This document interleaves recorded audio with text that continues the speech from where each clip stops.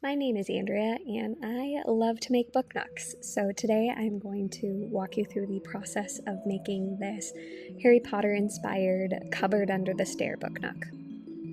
So to start, I am cutting out a laser cut body that is going to work as my base for my book nook. Before I owned a laser cutter, I was ordering these out from a company called Pinocchio, so you could definitely do that. And then I'm going to start putting some trim on the front facade. I sketched that out and then drew them onto the actual pieces.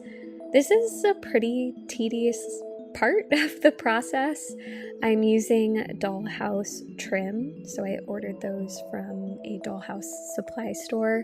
Getting those angles in the corner right is pretty difficult. But once I have those all laid down, I am going to drill some holes into the doors so that I can install the hinges later. And then we're going to prime and paint that front facade. I used a semi-gloss white. And then we are taking these tiny little mini hinges to install that door.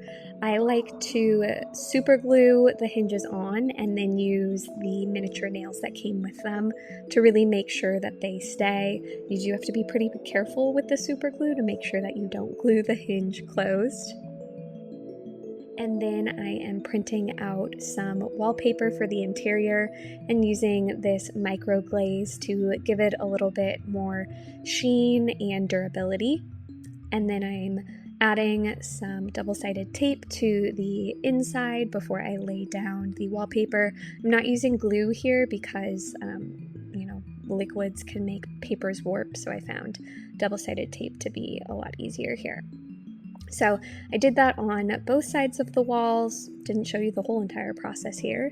And then we are going to also install the door on the back wall. So this door is going to give us access to the battery packs. Next, I'm going to add in a doorknob to the front, and then we're going to move on to the staircase. This is a dollhouse staircase kit. You can purchase these online. I'll have links down below. So I'm going to use some wood stain to stain the top of the stairs.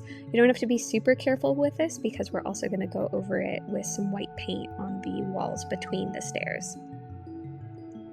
I didn't really show this next part of the process very well, but I basically covered them entirely with tape and then cut the tape off between each stair so that I could paint them white. And then I took the tape off after so that the stained part was protected. And then we're going to add those stair railings in.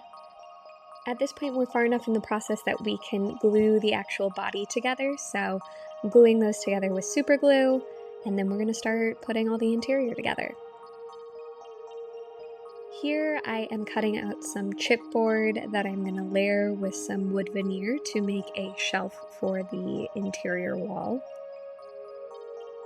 I stained that wood veneer with the same wood stain that I used on the staircase. Then we are sanding down those edges so they're smooth so that we can then put some wood veneer edges on the shelf. And then going back in with that same wood stain to cover up those lighter edges that are showing. So here you can see kind of the overall idea of where we're going. We're going to put down some fake carpet, and then there's going to be an interior wall that hides the electronics behind it. And that shelf that we just made is going to go on that wall. But before we can install all of that, we have to get the electronics situated. So I marked the ceiling where I wanted this light bulb to hang, and I'm adding some details to make it look more like a hanging light bulb. Then I am drilling a hole into the ceiling and covering up the scraggly edges with a ceiling medallion, and then threading that light through that hole. And then it's time to solder that light together. Always taking the time to make sure that the connection is good and the lights are working, because there's nothing worse than finishing your project and the lighting is not working. Here I am marking where I need to add some notches to the interior wall. This is where I'm going to thread through the button for the hanging light bulb so that we can reach just inside that door frame to turn that light on and off. I'm going to move on to making some clay wands. So I rolled out some dark brown clay around a needle so that the wand will be hollow, and then I added some lighter brown detail. I'm creating a handle on the bottom and then wrapping it all the way up to the top.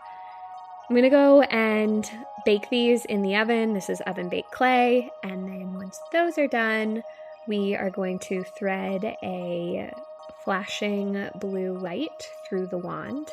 And this is actually going to be motion censored. So I'm going to hide the motion sensor just inside the interior so that when you reach inside the book nook and wave your finger, the wand goes on, kind of like a whole little Lumos moment. So I soldered that together, and then I'm going to start taping that down to the floor of the nook. I need to position it correctly so that the motion sensor is in the right place and that the wand is sticking out with the wire not being super obvious. I'm then going to cover it with some fake carpet. It's just a chunky fabric that I had that I think looks a little bit like a carpet. And then I am installing that shelf that we made earlier into that interior wall and adding some supports under it just so it doesn't fall over once we start putting books and stuff on it. I'm going to install that into the interior, and then we are ready to add in the actual staircase. I had to finish all of the electronics and get that situated before we could formally install that staircase. And now that we've done that, we can move on to some of the interior decor. I actually totally forgot to install these coat hooks before I installed the staircase, so I did it after. It was mildly inconvenient, but it worked out. I'm actually not going to show you how I made all of this decor, but let me know in the comments which parts you'd like to see. I'm totally happy to make some other videos showing how I made them. I made this leather trunk and added in a Weasley sweater, and then I'm adding in some books. That was the Tales of Beetle and Bard, and here are some Quibblers. And then I'm going to add in a chocolate frog. This is the chocolate frog box, but of course, we also need a little chocolate frog. I liked the whole idea of an escaping one. It reminded me of that moment in the first movie on the train. I'm going to place the trunk strategically on the interior so that it covers up any of that wiring from the wand, and then I'm going to glue that wand so that it sits on top of all of those items inside the trunk.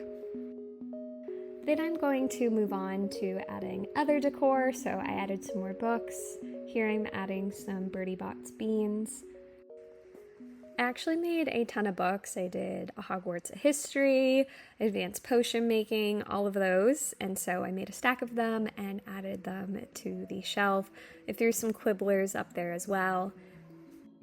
And here I am adding a staircase runner. So this is just some fabric that I had that had a nice pattern on it. So I cut it into a long strip and then super glued that to the larger piece. And that really concludes how I made this Harry Potter themed book nook. Let me know what you think and if you want to see more. I really enjoyed making this piece. It's one of the first book nooks that I ever finished. Here is the final piece, and if you listen really closely, you might hear that it's also a music box.